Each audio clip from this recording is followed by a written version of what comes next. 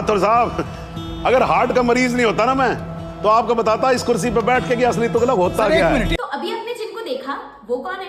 आप कहोगे या तो जज है या मैजिस्ट्रेट है, भाई जो फैसला सुनाते हैं।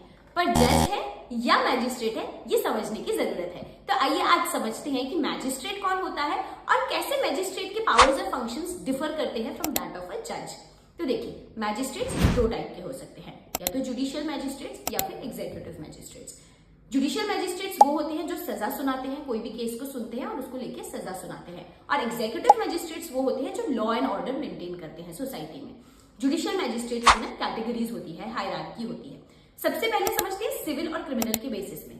जब सिविल केसेस होती है ना, यहाँ मैजिस्ट्रेट्स का कोई काम नहीं होता, यहाँ हम जज ही बोलेंगे, तो अब सिविल केसेस को साइड में हटाते हैं। अब जब criminal cases come into picture, यहाँ मैजिस्ट्रेट्स भी होते हैं और जजेस भी होते हैं, लेकिन magistrates are on the lower level, यानी कि judicial magistrate first class, judicial magistrate second class और चीफ जुडिशियल मैजिस्ट्रेट। और उसके बाद ऊपर लेवल पे आते हैं एडिशनल सेशंस जज और सेशंस जज।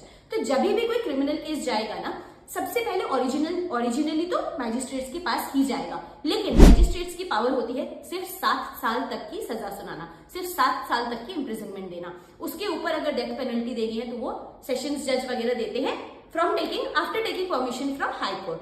तो वो चीजों पे हम अभी नहीं जाते, बट फिलहाल हम ये समझते हैं कि मैजिस्ट्रेट्स और जज में अगर देखा जाए तो पावर्स ज्यादा जज के पास होती है और मैजिस्ट्रेट्स लोअर लेवल के क्रिमिनल केसेस हैंडल करते हैं।